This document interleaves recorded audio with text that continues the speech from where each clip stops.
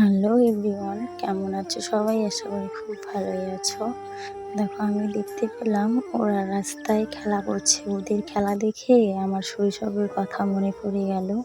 দেখো, ওরা কত সুন্দর নিশ্চিন্তভাবে খেলাধুলা করছে, তাই ভাবলাম যে তোমাদের সাথেও শেয়ার করা যাক। দেখো, এটা হচ্ছে আমার বোন। ওরা খেলছে হচ্ছে দোকান দোকান, মানে দোকানের মধ্যে অনেক সবজিপাতি নিয়ে বসে আছে। তো আমি আমার বোনকে জিজ্ঞাসা করলাম যে কোনটা কি সবজি, কোনোটাই তো চেনা যাচ্ছে না, সব তো গাছের পাতা। তারপর আবার দেখি শিলও নিয়েছে, মানে পাথর। বোনকে বললাম যে এখানে কি কি আছে নাম বল, আমি কিনবো তোর কাছ থেকে, কোনটার কি দাম।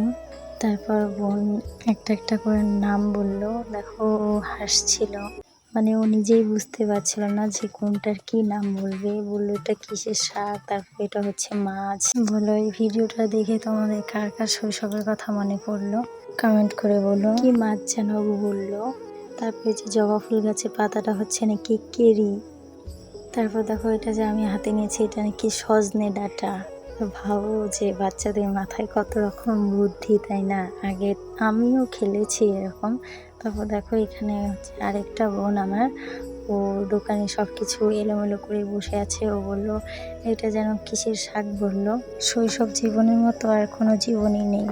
ওদের খেলা দেখলে কিন্তু আমিও মাঝে মাঝে ওদের সাথে যোগদান করি, কারণ খেলা জিনিসটা আমার এখনও খুব ভালো লাগে। হয়তো অনেক বড় হয়ে গেছি এখন, কিন্তু তবুও আমার খুব ভালো লাগে। বাচ্চাদের খেলা দেখলে মনে হয় ওদের সাথে আমিও বাচ্চা হয়ে যাই, কেননা শৈশবকালে কোনো চিন্তা, কোনো ভাবনা, কোনো কিছুই থাকে না। এই নয়নতারা ফুল দিয়ে বানিয়েছে ফুলকপি। ভাবো কেমন। ভিডিওটা তোমাদের কেমন লাগলো কমেন্ট করে বলো। ঠিক আছে, টাটা, বাই।